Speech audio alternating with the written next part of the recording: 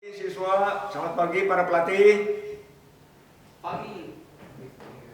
Selamat pagi. Nah, sebentar, saya akan bawakan satu selamat pagi karya dari Kompol Weldy, ya.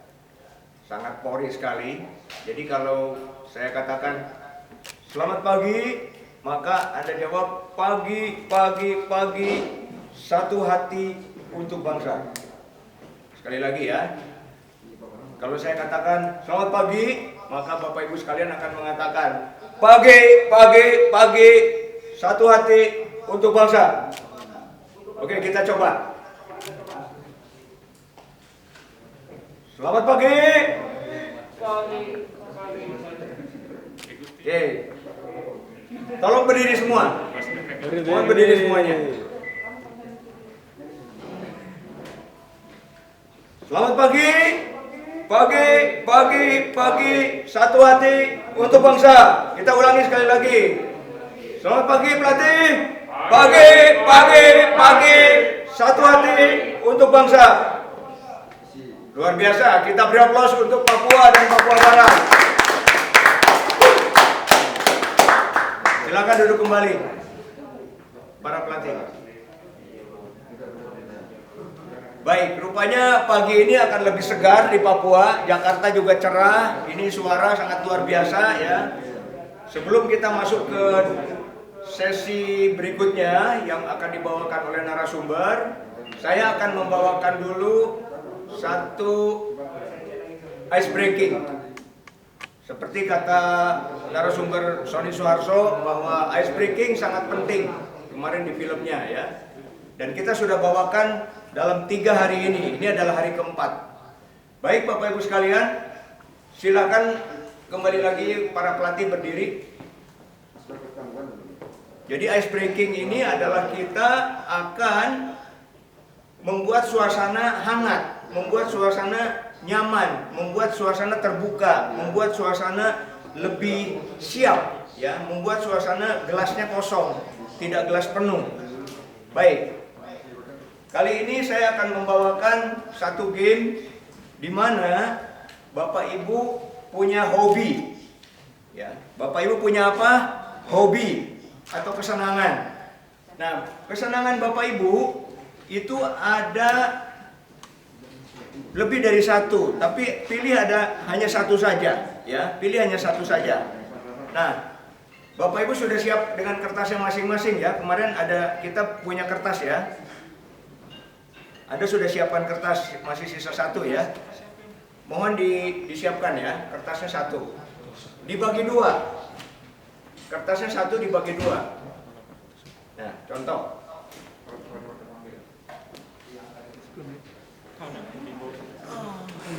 Nah, ini kertas kosong. Dibagi dua seperti ini. Ya. Lalu siapkan spidolnya atau pulpen, boleh. Ya. Nah, silahkan Bapak Ibu secara cepat saja. Mohon kalau sudah siap angkat kertasnya. Wah, luar biasa nih Papua nih. Papua Barat mana? Makasih biar main. Luar biasa juga. Ya, artinya Anda benar-benar sudah siap. Oke. Tuliskan tadi kan ini kertas A4 dibagi dua ya, dan kemudian kita akan tuliskan di salah satu bagiannya. Nah, apa yang Bapak Ibu harus tuliskan adalah hobi Anda ya. Silakan tuliskan. 3, 2, 1, ya tuliskan. Segera.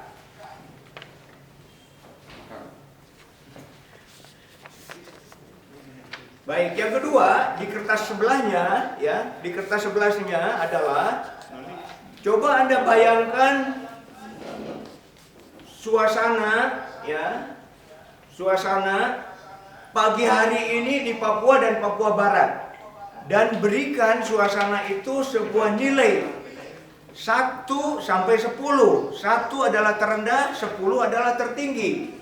Suasana hati Anda pagi ini bisa saja 1, 2, 3, 4, 5, 6, 7, 8, 9, 10. Tentu saja kalau suasana hati Anda biasa-biasa, maka itu di 5 atau lebih dari biasa sedikit di 6 atau lebih lagi di 7 dan seterusnya. Atau mungkin suasana Anda hari ini agak muram di 4 dan seterusnya ke bawah. Atau mungkin di angka berapapun angka Anda tuliskan. Siap Bapak Ibu sekalian yang paham angkat tangan? Yang sudah paham angkat tangan? Baik, kita beri aplaus dulu untuk Anda semua. Mohon izin, ada beberapa orang di instruktur di Papua yang masih duduk, silakan berdiri Bapak Ibu sekalian. Silakan berdiri, khususnya di bagian belakang. Ya. Kita jangan ke zona nyaman ya Bapak Ibu sekalian. Kita keluar dari zona tumbuh ya. Nah, siap. Baik. Silahkan tuliskan angka suasana hati Anda di pagi hari ini Bapak Ibu sekalian. Ya, silahkan tuliskan di kertas sebelahnya tadi. Baik, secara cepat saja. Nah, kalau sudah, silahkan sekarang Bapak Ibu cari mereka yang punya hobi yang sama. Tunggu dulu, belum ada instruksi. Cari mereka yang punya hobi yang sama ya. Masih menggunakan standar COVID-19. Jadi Bapak Ibu ketika mendekati langsung seperti ini. Misalkan, silakan maju. Nah, misalkan seperti ini ya. Kemudian tos seperti ini. Pam, jangan sekali lagi ya, sekali lagi. Oke, saya punya hobi yang sama, sepak bola katakanlah. Nah, seperti itu ya. Baik, jelas Bapak Ibu sekalian? Kalau jelas silakan angkat tangannya. Nah, bagi mereka yang tidak punya matching dengan yang lain, tentu saja jangan koordinasi dulu Papua, sabar. Oke, kalau sudah siap, 3, 2, 1, mulai! Cari, siap, ayo cari tos. Ya, cari tos, cari ke yang lain, lanjutkan ke yang lain. Lanjutkan ke yang lain, Papua Barat, lanjutkan ke yang lain, Papua Barat, lanjutkan ke yang lain. Papua, tidak ada yang sama. Kalau tidak ada yang sama, lanjutkan dengan angka. Papua Barat dengan angka, lihat, ada yang sama enggak? Angka, kalau ada yang sama tos, cepat, tos, ya, pam. Papua, mana Papua lagi mana? Ya, lanjutkan dengan angkanya. Kalau ada yang sama, angkanya mana angkanya? Oke, kita beraplaus untuk Anda semua.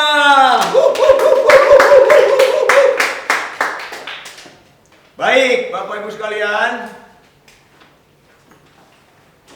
Nah, saya akan mempraktekkan sedikit ini materi untuk sebentar di sesi saya setelah narasumber yang akan melakukan penjelasan. Namun ini disebutnya debriefing session. Jangan bingung, ini hanya istilah saja, nanti akan dijelaskan di sesi saya berikutnya. Debriefing ini adalah lesson learn-nya, apa pembelajarannya dari games yang sangat sederhana tadi. Coba siapa yang punya hobinya sepak bola, angkat tangan. Wah, mancing.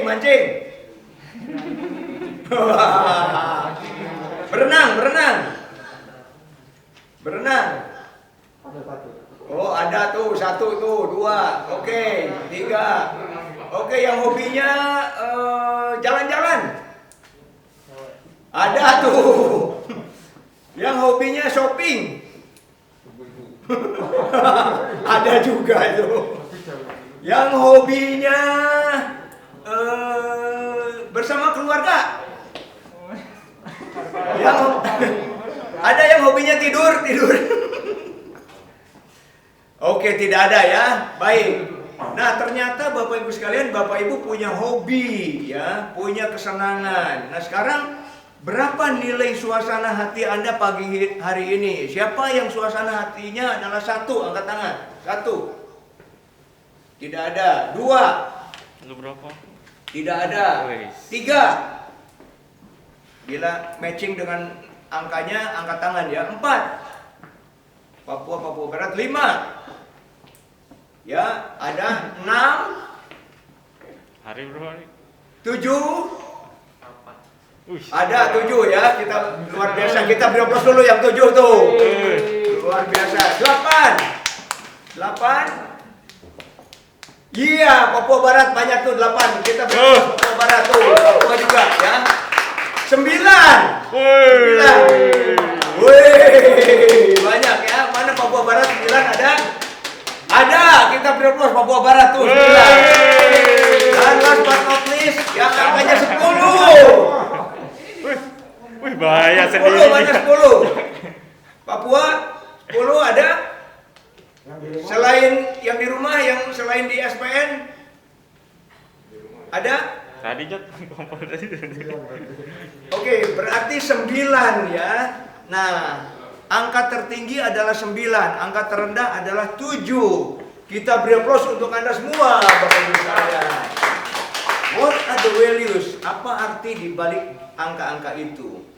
Mohon izin, apabila Bapak Ibu memilih 10, maka Anda adalah pengontrol lingkungan. Anda adalah pengontrol lingkungan. You are the controller of your environment. Ya, mohon maaf, jangan alergi dengan bahasa Inggris tadi.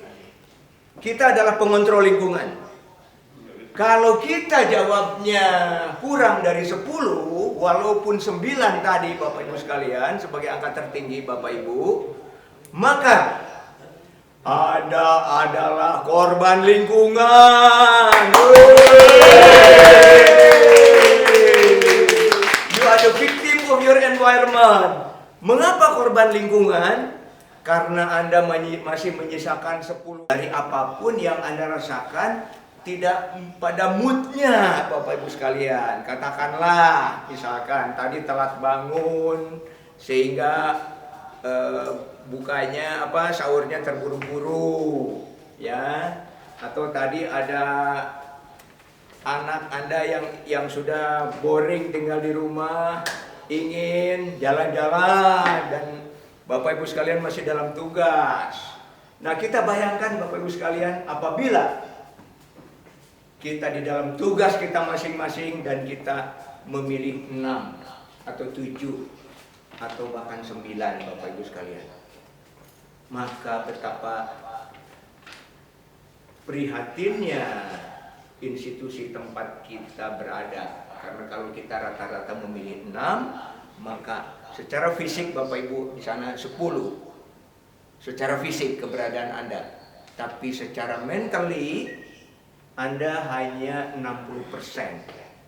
Selebihnya di mana? Anda memikirkan diri Anda sendiri, tidak berada di tempat pekerjaan. Urusannya apa? Urusannya cicilan mobil lah, urusannya persoalan air tidak jalan lah di rumah, listrik padam, bocor rumah dan lain sebagainya Bapak Ibu sekalian, apapun. Sehingga Bapak Ibu sekalian, kita sebagai pelatih di dalam games ini dan nanti diterapkan ke siswa bahwa kita akan menjadi pengontrol lingkungan. Setuju Bapak Ibu sekalian? Setuju. Oke. Kalau setuju kita beri aplaus untuk Anda semua.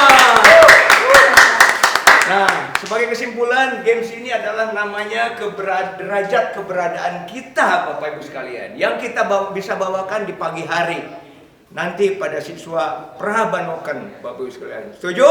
Kalau setuju kita angkat tangan dan kita beri aplaus sekali lagi yang luar biasa. Silakan Bapak Ibu untuk duduk kembali. Mantap. Baik Bapak Ibu sekalian, selanjutnya materi akan dibawakan oleh seorang narasumber yang luar biasa. Seorang yang berkualifikasi fasilitator atau fasilitator utama BNSP, Badan Nasional Sertifikasi Profesi. Juga yang bersangkutan adalah seorang asesor nasional untuk experiential learning, BNSP, Badan Nasional Sertifikasi Profesi. Sekaligus di samping itu beliau adalah sekjen daripada Yayasan Pemantapan Ideologi Pancasila YPIP, dan beliau adalah pemrakarsa atau founder dari Sekolah Alam Permata Hati. Kita sambut Insinyur Kresno Wiyoso. Waduh. Wah, boleh dilihat.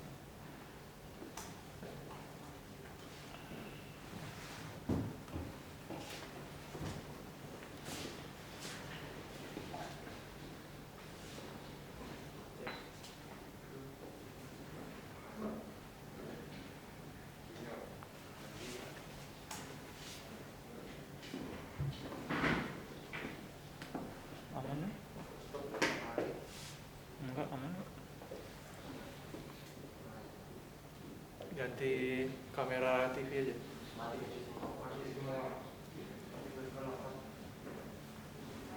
Ntar dulu.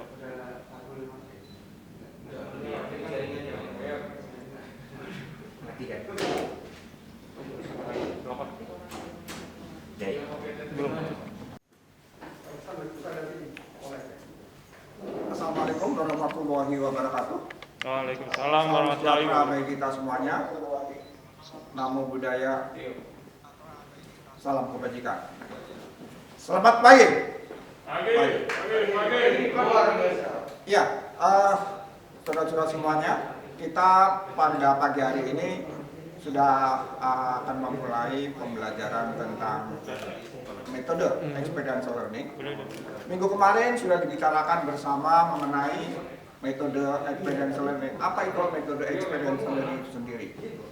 Hari ini, pagi ini, kita mengalami sesuatu yang kita sebut juga experiential learning. Kemarin kita mempunyai kendala, kemudian kita refleksi. Dari refleksi kita temukan, kita rubah. Hari ini kita berlaku. Pagi ini terjadi kembali. Ada sesuatu yang kita lakukan. Ada kekurangan. Kemudian kita refleksi. Apa kekurangannya? Apa kelebihannya? Apa akibatnya? Kita lakukan lagi dan sekarang berjalan. Untuk lebih jauhnya, marilah kita sama-sama ikuti tentang kita belajar bersama mengenai experiential learning itu sendiri. Ya, experiential learning kalau di bahasa Indonesia kan panjang. Tetapi kita singkatnya saja, kalau kita bilang experiential learning, learning adalah pembelajaran, experiential learning adalah pengalaman. Jadi pembelajaran berdasarkan dari pengalaman. Next. Kita lihat figur seperti ini. Pada waktu kecil kita ingat, tidak mungkin anak langsung bisa berdiri, langsung lari dari tidur. Untuk balik badan saja susahnya setengah mati. Dia belajar untuk berdiri, apa yang terjadi? Jatuh. Nangis. Pada waktu dia mengalami nangis ini, dia merefleksikan diri. Dia belajar, kenapa saya jatuh? Oh, mungkin kurang stabil dan sebagainya. Karena masih baby, karena masih bayi, dia tidak tahu apa itu. Tapi secara tidak sadar, dia ingat-ingat. Kemudian dia ingin lagi berdiri. Tanpa ada bantuan dari orang tua, tanpa ada bantuan dari kakaknya. Mencoba untuk berdiri pelan-pelan. Kalau kemarin saya berdiri dari tidur langsung berdiri saya jatuh, sekarang saya coba pelan-pelan. Dan berhasil. Yang keempat, dia akhirnya senang, dia bisa berdiri, dia bisa berjalan. Pada waktu berjalan juga sama, jongkok, berdiri, mau berjalan, goyek, jatuh, berdiri. Lanjut. Kita ibaratkan sekarang adalah juru masak. Juru masak pada waktu mau membuat masakan, membuat resep, dia selalu akan mencoba. Tetapi kalau aku mencoba, dicatat saja, tidak ada hasilnya. Mungkin tidak akan enak dan sebagainya. Tapi untuk mendapatkan masakan yang enak, mereka harus mencoba, mereka harus melakukan suatu kegiatan. Dia coba-coba. Apa yang terjadi? Gosong. Apa yang terjadi? Tidak enak. Mungkin kurang garam, mungkin kurang gula, mungkin kebanyakan garam. Kemudian mereka refleksi. Apa? Catat lagi. Pilihannya ada A dan B. Kalau saya tambah garam seperti ini. Kalau saya tidur pada waktu saya panasin mungkin terlalu lama. Apa yang terjadi? Masakan tersebut akan jadi kosong. Pilihan saya adalah oke. Kalau begitu supaya saya bisa santai, saya lakukan. Saya pasang waktu pakai waker. Saya ukur garamnya segini 1 sendok. Cabenya segini supaya tidak terlalu pedas. Atau saya pengen pedas, cabenya harus lebih banyak lagi. Yang terjadi adalah kemudian dia melakukan kembali, refleksi kembali, dia ketemu suatu masalah sekarang kan yang dia hendaki. Lanjut. Putus-putus. Lanjut mas. Maaf. Kembali. Ya. Contoh yang ketiga, figur yang ketiga adalah seorang musisi atau seorang Kalau diputar lagi. pencipta lagu. Maaf. Iya. Ya. Pada waktu dia akan menciptakan lagu, dia akan melihat, dia akan mendengar apa yang ada. Contohnya adalah sekarang sedang merasakan sesuatu adanya COVID-19. Mereka situasinya seperti apa COVID-19? Yang sedang terkenal sekarang adalah ambyar. Pada waktu dia mengalami suasana hati, pada waktu dia melihat, kalau dia langsung membuat lagu ditulis mungkin tidak akan sesuai dengan yang diinginkan. Apa yang terjadi?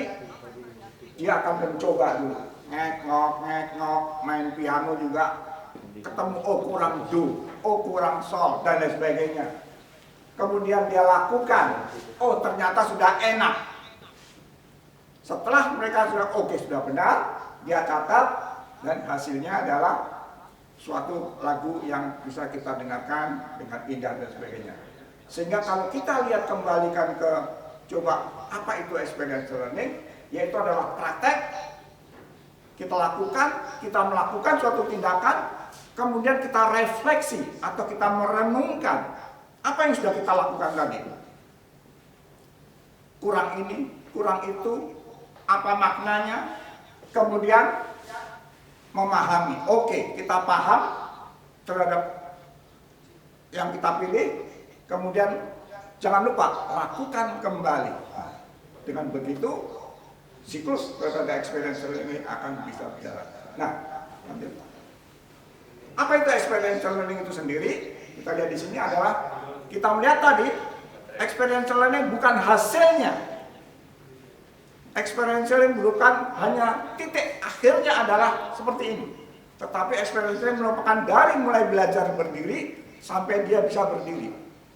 Dari mulai mencoba-coba cabai, garam, dan sebagainya sampai menjadi suatu masakan enak, yaitu yang kita sebut dengan suatu proses.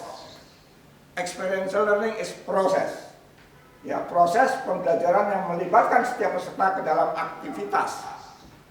Supaya aktivitas ini menyenangkan, supaya aktivitas ini bisa sesuai dengan ini, kita buat aktivitas ini yang sesuai dengan keadaan sekarang.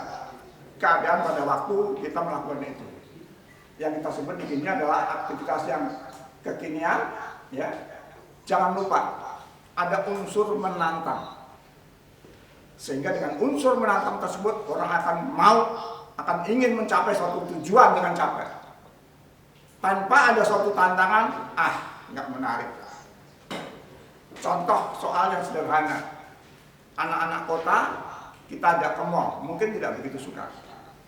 Tetapi anak-anak kota kita ajak ke sawah, ke hutan, senangnya setengah mati. Sebaliknya, anak-anak yang di desa, di daerah, yang tidak ada mall, kita ajak ke sawah, main ke sawah, dia tidak akan senang. Kita ajak nangkep ikan, tidak akan senang. Tetapi pada waktu anak-anak kita ajak ke mall, itu sesuatu yang indah. Mungkin dia akan naik turun dengan lift, dengan eskalatornya. Lanjut. Nah, tujuan daripada experiential learning itu sendiri adalah yang pertama adalah memberikan pengalaman praktis. Pengalaman yang langsung dia lakukan pada waktu melakukan kegiatan tersebut. langsung dan bersifat bottom up. Artinya adalah bersifat dari dirinya sendiri. Tidak ada yang ngajari. Dia belajar dari sini. Kita lihat kembali pada tadi figur pertama, ya.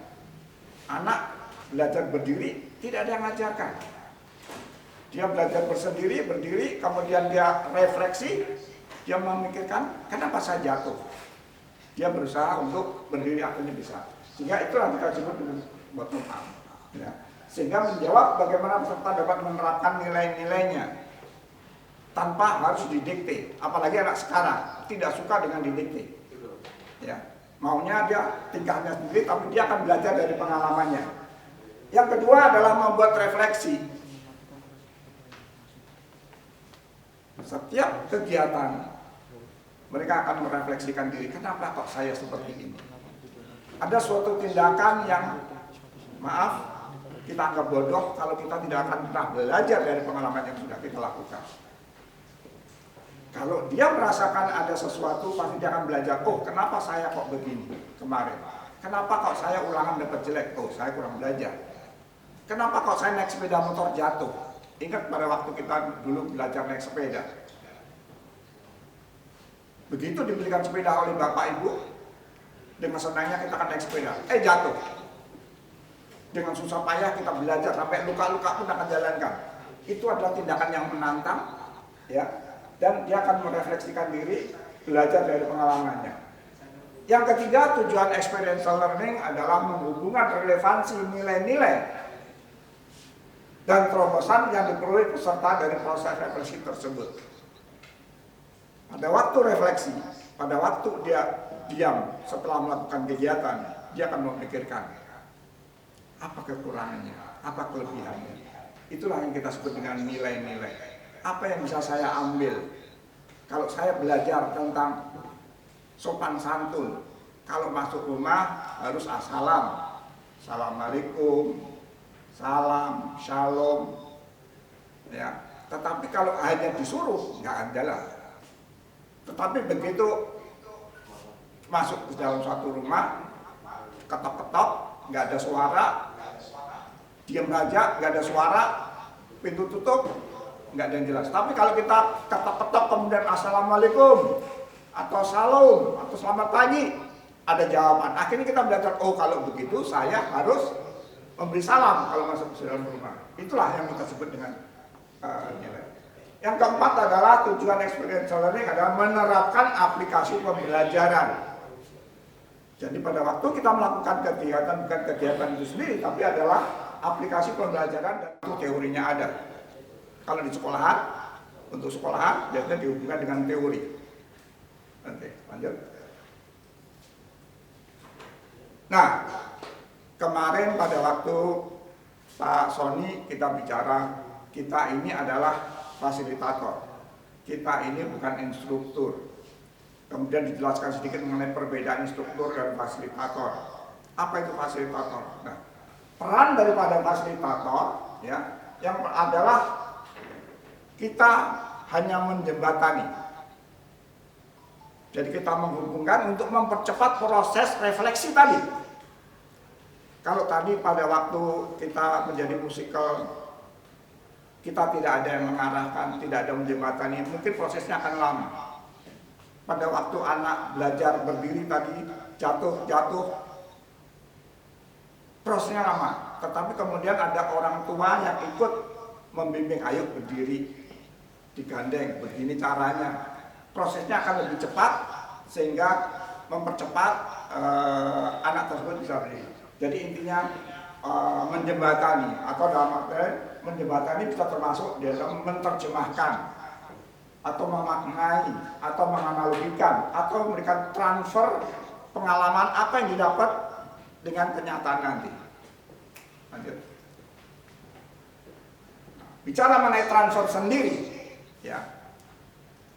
Setiap kegiatan ada sesuatu yang pindah, itu yang kita sebut dengan transfer. Ada 3 jenis transfer. Transfer spesifik, non-spesifik, dan transfer metaforik. Spesifik adalah salah satu contoh. Di sini saya berikan contoh orang yang sedang belajar ke suatu kegiatan mengarungi danau dengan suatu perahu yang kita buat sendiri. Transport spesifik yang terjadi adalah ada orang-orang yang belajar, oh begini toh membuatnya perahu, begini toh cara mengikatnya. Itu yang kita sebut dengan spesifik. Dia langsung belajar mengenai bagaimana cara mengikat, bagaimana cara membuat perahunya, bagaimana cara ngaturnya, segala sebagainya. Tetapi ada yang berpikiran pada waktu rame-rame tadi terjadi ribut, tidak ada yang memimpin. Kemudian mereka sadar, oh saya sudah ahli tali. Kenapa saya sudah mempelajari tali? Yang saya pelajari adalah kalau tidak ada kerjasama ini, tidak ada yang mengikat sebelah sini, tidak ada yang mengikat sebelah sana, akibat terjadi adalah ini akan lama. Padahal saya dikasih waktu terbatas. Kalau tidak ada yang memimpin, pasti nggak jalan juga, karena akan amburadul. Sehingga harus ada pemimpin, harus bisa kerjasama. Itulah yang kita sebut dengan transfer non spesifik. Dan transfer metaforik adalah dari kegiatan tersebut setelah selesai mereka baru sadar, mereka baru menyadari, oh yang namanya kerjasama itu kita harus saling membantu. Yang namanya pemimpin itu harus bisa mengerti anak buahnya, tidak arogan, tidak sombong, tidak memerintah-merintah saja. Karena kalau diperintah saja, tadi pengalamannya adalah aku nggak suka.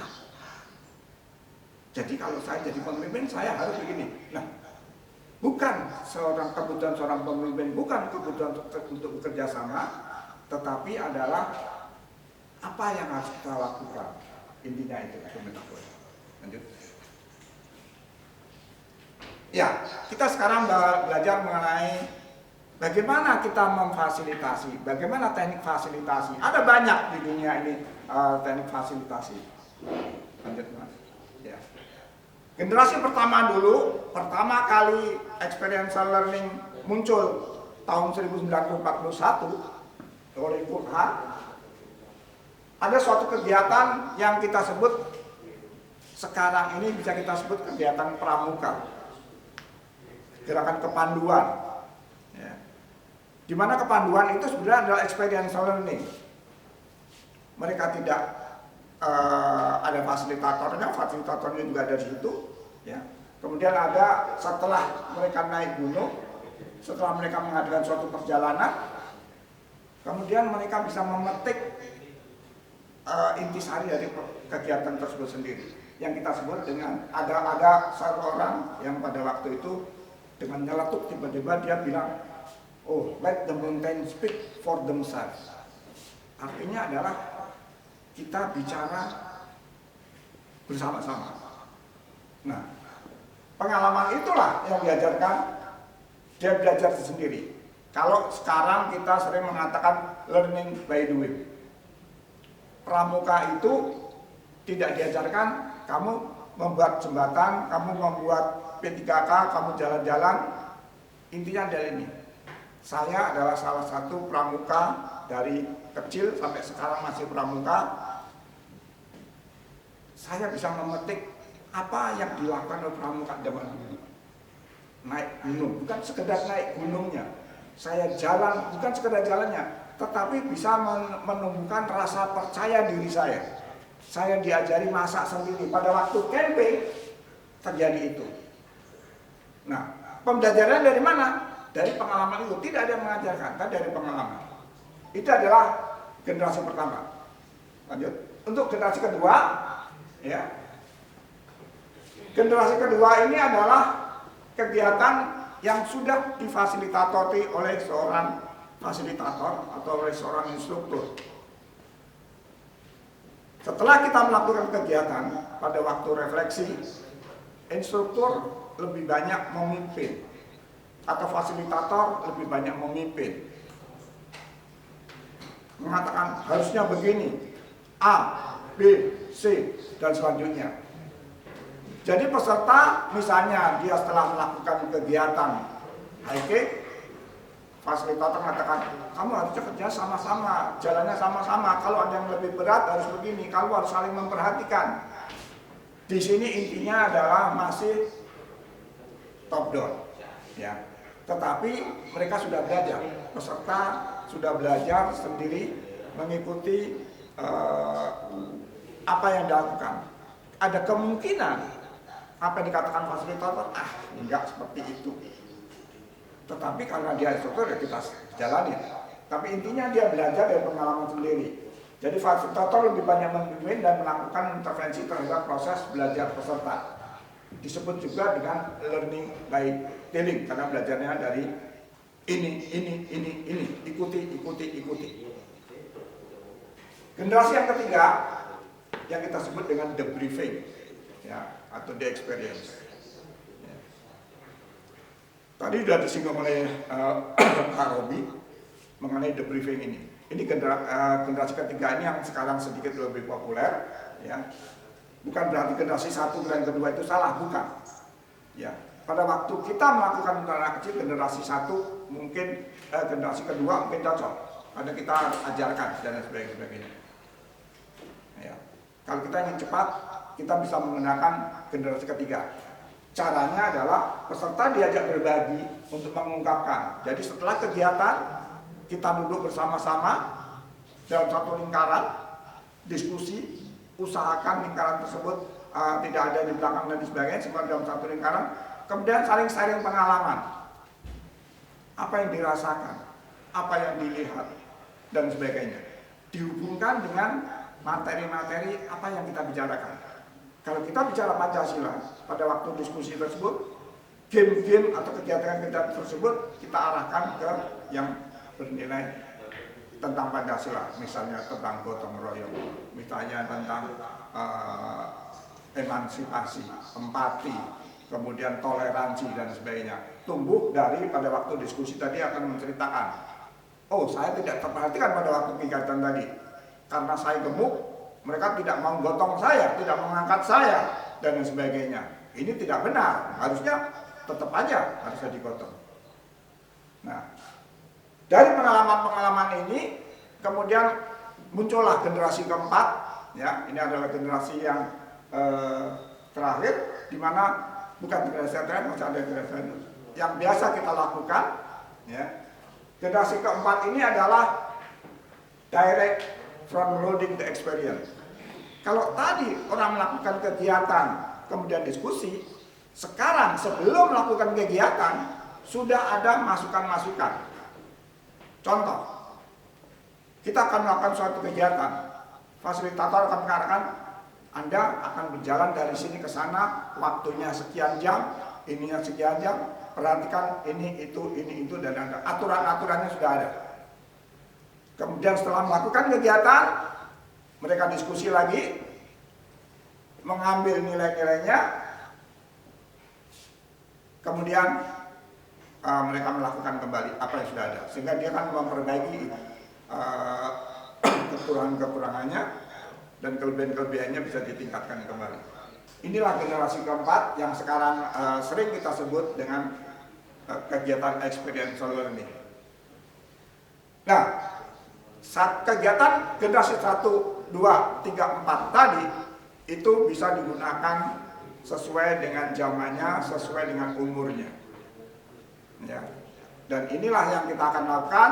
Nanti Pak Robi akan menjelaskan bagaimana melakukan atau bagaimana melaksanakan experiential learning di dalam kegiatannya. Sekarang kita kenal dulu dengan jenis-jenis experiential learning itu sendiri. Ya, jenis kegiatan experiential learning,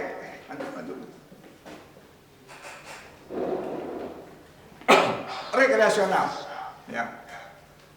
Generasi pertama tadi itu kebanyakan digunakan untuk rekreasional. Ya. Artinya apa? Orang hanya melakukan suatu kegiatan, berjalan, ikutin salah satu orang di sini mendayung, sekedar mendayung saja, menikmati keindahannya alam. Mereka belajar sendiri. Untuk itu yang terjadi adalah perubahan perasaan. Ya. Lanjut. Ini kita sebut dengan kegiatan edukasi. Kegiatan selanjutnya pendidikan. Nah, ini biasanya untuk pendidikan kita lakukan generasi kedua yang tailing tadi melakukan itu. Di jenis pendidikan experiential learning educational atau pendidikan yang terjadi adalah perubahan perasaan dan pola pikir. Pola pikir dia mendapatkan sesuatu ilmu yang baru, mendapat sesuatu pengertian yang baru. Ini edukasional. Jenis yang keempat selanjutnya adalah developmental. Developmental ini adalah perubahan perasaan, pola pikir dan tingkah laku. Yang ini bisa kita gunakan, lebih banyak menggunakan dengan generasi keempat tadi, sehingga mereka belajar sendiri, mereka lebih banyak ke metaforanya yang kita transfer metaforanya. Dan yang terakhir adalah redireksional. Redireksional ini adalah semacam terapi.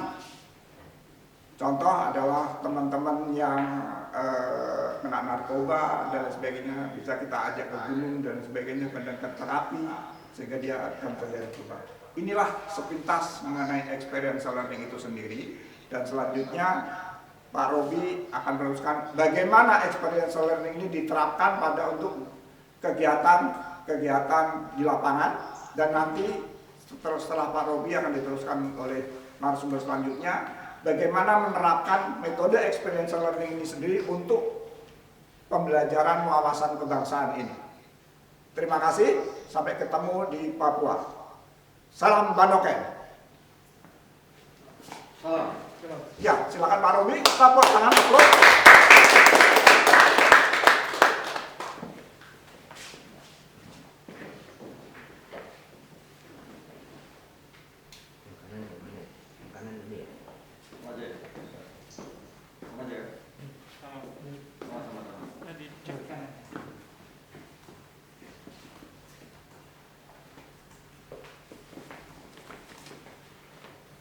Baik, terima kasih Pak Kresno, luar biasa. Kita beri aplaus sekali lagi untuk teman-teman.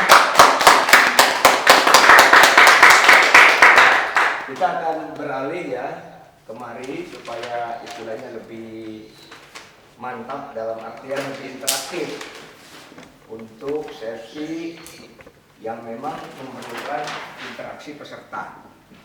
Baik Bapak Ibu sekalian.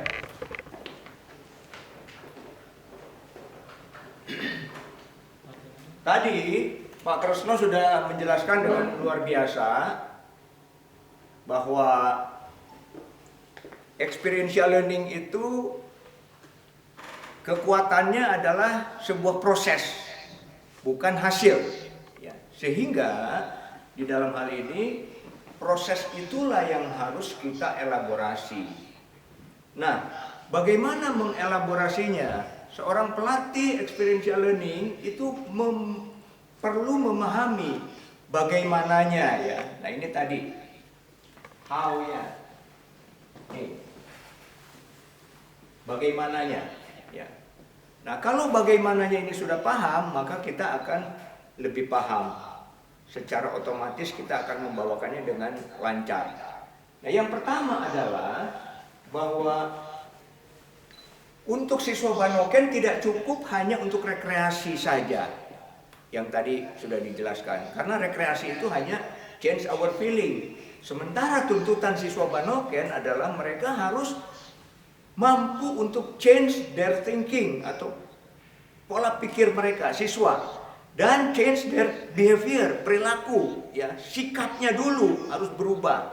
Dia harus dia harus sesuai dengan apa yang diinginkan oleh kurikulum, apa yang menjadi tujuan kurikulum Banoken Polri TA 2020. Nah, jadi Bapak Ibu sekalian, kita buat yang lebih konkretnya adalah bagaimananya ini Bapak Ibu harus mampu untuk memahami yang disebut siklus EL. Nah, saya akan menjelaskan secara garis besarnya karena ini perlu penjelasan-penjelasan yang lebih sangat detail nanti di TOT-nya. Ini kan pra-TOT Bapak Ibu sekalian. Nah, siklus EL ini tentu saja kita akan mulai dengan sebuah pengalaman ya, pengalaman, experience. Nah, pengalaman ini, Bapak Ibu sekalian, pengalaman ini ya, itu harus yang menggigit, jangan yang biasa-biasa. Sehingga kalau Bapak Ibu membawakan ice breaking yang itu terus, ya yang biasa-biasa, maka tidak akan ada gregetnya. Tapi harus dibuat sedemikian rupa si pengalaman ini yang ada insight-nya, yang ada inspirasinya. Aha, oh iya ya, wah fun, wah menyenangkan, wah betul-betul bisa membuat sebuah terobosan. Nah, ini tidak cukup Bapak Ibu sekalian di experience ini, tapi juga harus direfleksikan, ada refleksi ya. Jadi kalau Bapak Ibu membawakan sebuah game dan membiarkan games itu disimpulkan oleh diri sendiri, maka Bapak Ibu kurang seperti makan kurang minum, ya tidak minum, jadi kurang. Nah ini harus ada refleksinya. Refleksinya ini nanti akan menjadi teknik sendiri, teknik debriefingnya Bapak Ibu sekalian. Tapi saya akan membawakan dulu secara garis besarnya supaya Bapak Ibu memahami daripada siklus experiential learning ini. Nah, refleksi ini ya, ini adalah sebuah pertanyaan yang disebut apa atau what ya. Apa yang Bapak alami tadi main ice breaking? Apa yang Bapak alami tadi main hobi? Apa yang Bapak alami tadi Bapak memberikan angka 1 sampai 10 ke temannya ya. Dan lain sebagainya, suasana hati. Nah, itu tentu saja setiap orang berbeda. Dan perbedaan antara experiential learning fasilitator dengan seorang guru dan pengajar dan instruktur zaman lama, zaman old, perbedaannya adalah bahwa what ini ditunjukkan oleh pelatih. Nah, sementara di experiential learning what ini tidak ditunjukkan oleh pelatih tapi digali dari peserta. Katakanlah seorang siswa Banoken. Apa yang Anda harapkan ketika Anda menjadi seorang anggota Polri? Ya. Apa tanggung jawab Anda ketika Anda diberikan senjata? Itu tentu saja sudah advance ya, sudah nanti. Apa yang menjadi bahan pertimbangan Anda ketika Anda mau mengajak masyarakat untuk berbuat baik? Nah ini Bapak Ibu sekalian, apanya itu adalah dari diri peserta. Sehingga masa inkubasinya akan lama dibandingkan dengan kita hanya Anda harus, dan lain sebagainya. Lanjut. Ini Bapak Ibu sekalian, ada generalisasi ya. Generalisasi. Saya mencoba memberikan istilah-istilah yang sangat sederhana karena ini adalah concrete experience, ini adalah reflective observation, sedangkan ini adalah abstract conceptualization. Lupakan itu Bapak Ibu sekalian, jangan terintimidasi. Kita akan mengatakan ini adalah pengalaman, refleksi, dan generalisasi. Apa sih yang ada di generalisasi ini Bapak Ibu sekalian?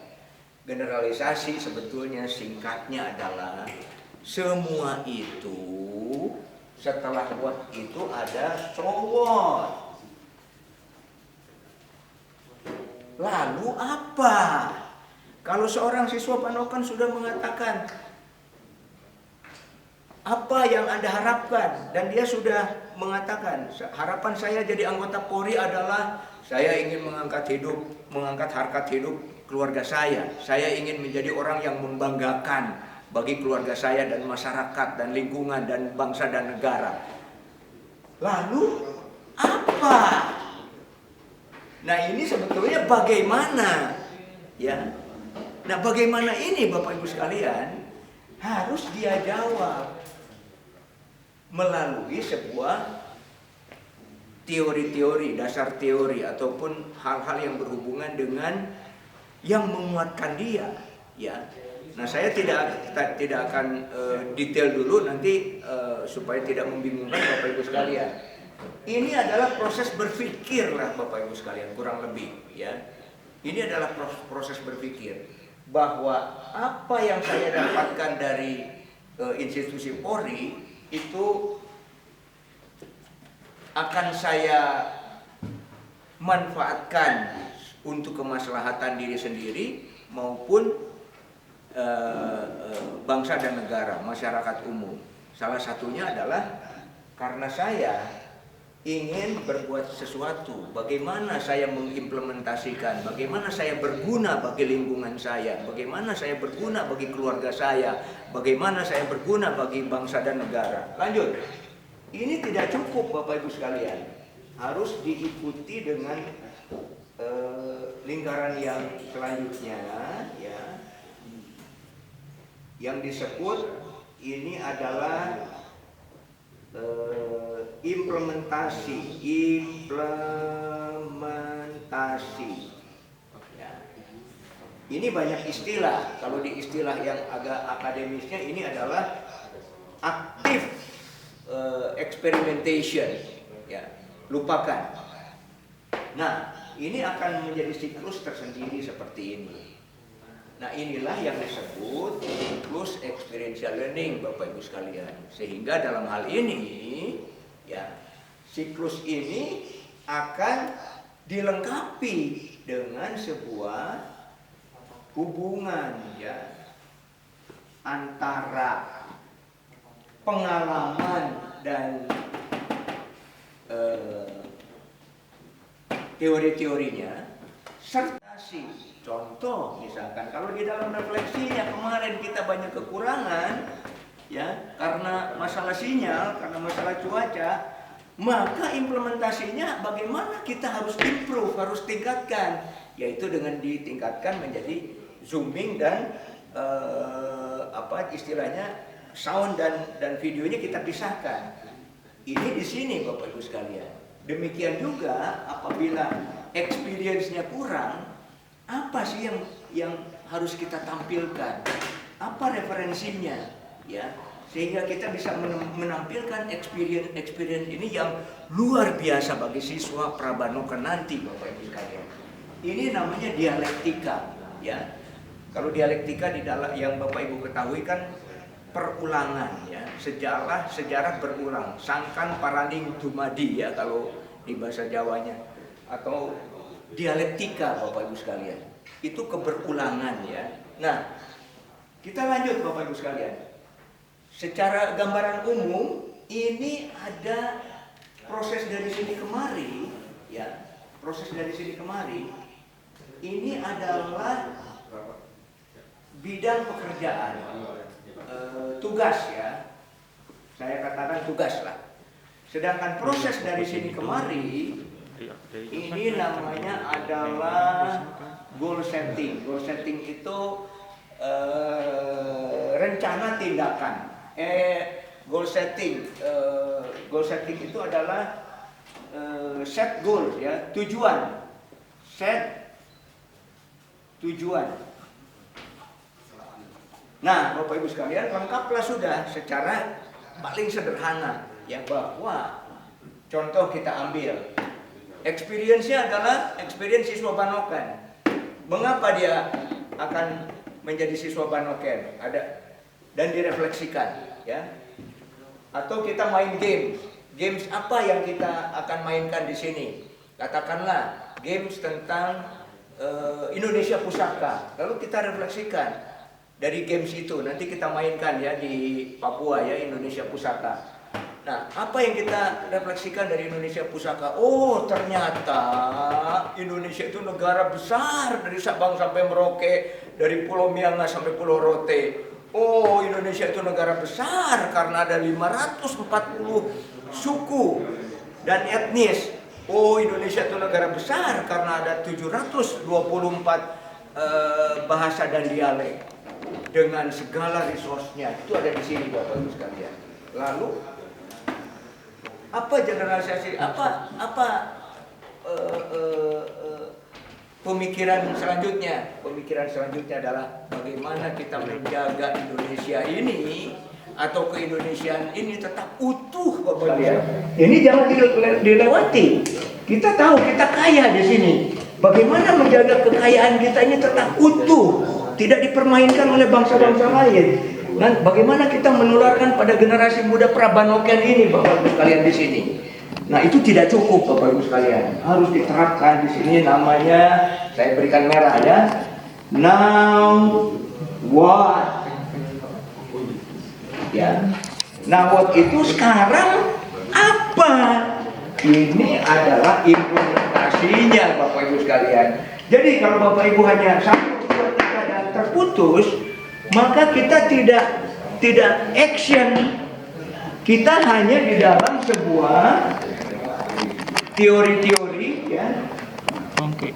Dan tidak action ke dalam kehidupan kita sehari-hari. Nah, dalam kehidupan sehari-hari inilah yang disebut implementasi atau active experimentation. Baik Bapak Ibu sekalian, ini adalah siklus EL-nya ya. Dan saya akan kembali lagi ke Monijin. Sampai di sini dipahami, angkat tangan kalau Bapak Ibu memahami Papua dan Papua Barat. Wow, luar biasa ya. Saya senang sekali nih Bapak Ibu dapat menerima Papua Barat. Mohon angkat tangan sekali lagi. Iya. Papua Barat. Papua Barat. Wah, Papua Barat mati ini ya. Ya, kita beri aplaus untuk Papua. Papua Barat mati. Siap. Kita lanjutkan Bapak Ibu sekalian. Nah, dalam gambarannya nanti, ini sudah dijelaskan kemarin di sesi-sesi sebelumnya ya oleh Pak Yunus Simangunsong, bahwa nanti itu ada program 10 hari. Ada program 35 hari, ada program 8 hari dan 5 hari. Itu lagi Ya. Kemarin sudah dijelaskan. Kita akan fokus di penjelasan program 10 hari. Ya. Program 10 hari ini adalah program dasarnya. Program pembinaan kepribadiannya. Itu di sini di 10 hari Bapak Ibu sekalian. Nah, yang 10 hari ini saya sudah menjelaskan kemarin ada mind setting. Bapak Ibu masih ingat kan? Di program 10 hari ini kita lupakan ya. Di program 10 hari ini ada mind setting. Ya. Kemarin sudah saya jelaskan mind setting instruktur dan mind setting peserta. Yang kedua, Bapak Ibu sekalian, itu ada yang disebut Ibu Pertiwi. Ibu Pertiwi. Program ini adalah program refleksi. Program di sini Bapak Ibu sekalian. Program di sini. Ya. Nah, Ibu Pertiwi ini pada dasarnya adalah kontemplasi, renungan ya. Nanti kita akan praktekkan di Papua Monijin. Kita hanya sebatas peraknya saja dulu, bahwa di dalam Ibu Pertiwi ini siswa akan dibawa ke sebuah refleksi bahwa masa lalunya dia itu adalah sesuatu yang memotivasi. Ya, di sesi ini bisa saja siswa Prabanoken bisa emosional, bisa merasa sedih, bisa menangis dan sebagainya. Setelah itu Bapak Ibu sekalian, di sini ada solo camp. Solo camp. Nah, solo camp ini nanti Bapak Ibu bisa lihat di silabusnya di buku pertama ya.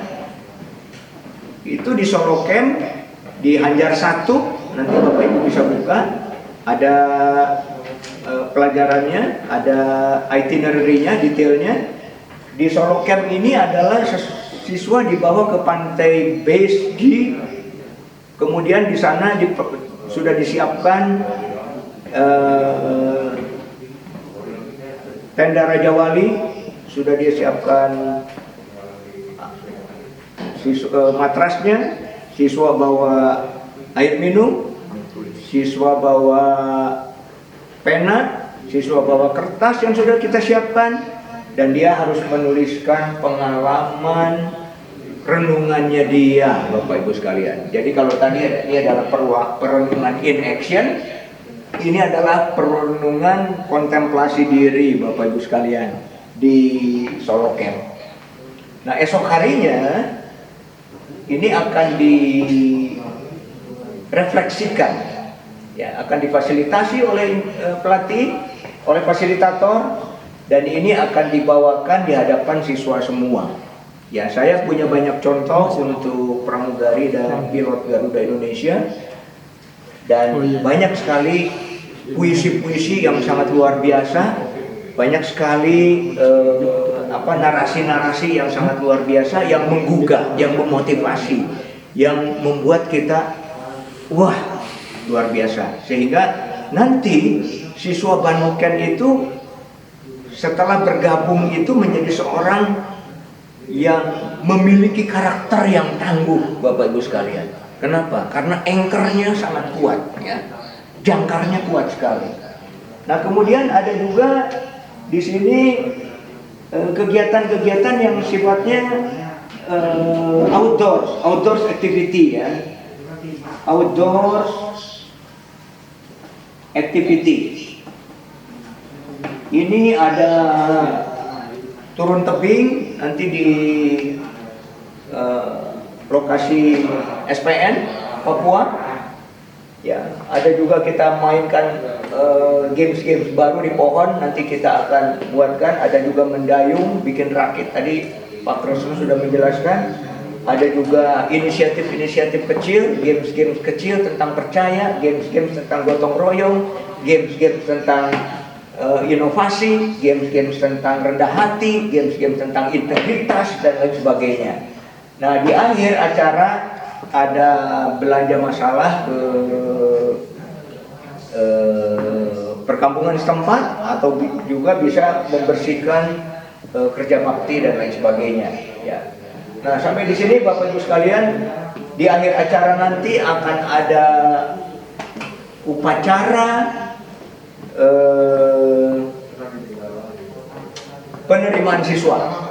Jadi ini nanti Bapak Ibu kalau melihat secara keseluruhan itinerary-nya, ya, itu akan dimulai dengan penerimaan siswa dan penutupan program 10 hari. Tapi bukan penutupan pelatihan, ya, penutupan program 10 hari dengan memberikan katakanlah topi pet bahwa siswa lulus program 10 hari, ya. Jadi helmnya diganti dengan topi pet, mungkin seperti itulah. Nanti kita akan bicarakan lagi dengan para pelatih di Papua.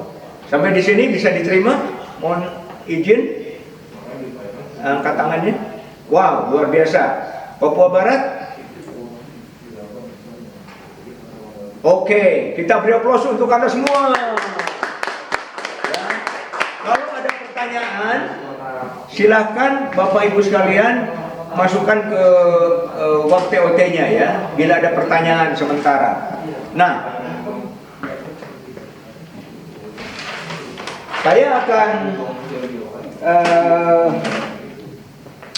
memberikan kesimpulan untuk experiential learning ini adalah bahwa Bapak Ibu jangan terintimidasi dengan pelatihan experiential learning seolah-olah wah ini sama sekali baru. Tidak ada yang baru di bawah matahari ini, Bapak Ibu sekalian. There is nothing new under the sun. Semua sudah ditemukan. Ya, dan ini sebetulnya konsepnya sangat mengakar sekali. Ya, ini cocok untuk dikembangkan di Polri maupun di Lemdiklat, dimulai dengan Lemdiklatnya, ya, bahwa ini sangat psikologis. Ini dimulai dengan ahli-ahli psikologi, ya. Ada William James, ada Jung, ada Kurt Lewin, ada Piaget, ada John Dewey, dan terakhir David Koch tahun 84, ya. Nah, teori ini akan kita buat sederhana, ya, dengan tadi bahwa kita membawa siswa Banoken bukan hanya rekreasi, ketawa ketiwi, halo, hai, hai, halo, halo, halo, hai, hai, bukan. bercanda, walaupun itu ada karena harus fun, meaningful ya kemarin. Pelatihan ini harus memberikan sebuah inspirasi untuk perubahan pola pikir dan perilaku Bapak Ibu sekalian, educational dan developmental ya, sehingga seluruh aktivitas ini ditujukan kepada tujuan daripada siswa Banoken, jangan salah ya, bahwa tujuan daripada siswa Banoken, tujuan daripada siswa Banoken semua dihubungkan ke sana. Nah, kalau sudah dihubungkan ke sana Bapak Ibu sekalian, maka Bapak Ibu tinggal mempelajari Hanjar 1 sampai Hanjar 10 ya di kurikulum. Nah, teknisnya nanti akan dijelaskan oleh Pak Arya setelah break dulu ya. Setelah break dulu.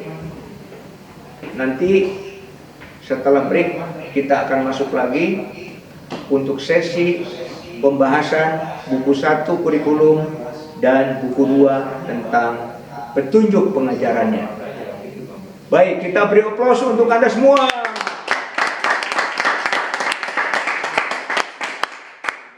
Bapak Ibu, bisa diterima? Mohon angkat tangan. Luar biasa sekali, terima kasih. Kami para narasumber di sini merasa tertantang karena ada sinar mata di Bapak Ibu sekalian ya, sehingga kita menjadi lebih semangat tentu saja ya untuk bisa membawakan sampai tuntas Bapak Ibu sekalian. Terima kasih. Assalamualaikum warahmatullahi wabarakatuh. Shalom, salam sejahtera, Om Swastiastu, Namo Buddhaya, dan salam kebajikan. Salam Banoken. Terima kasih.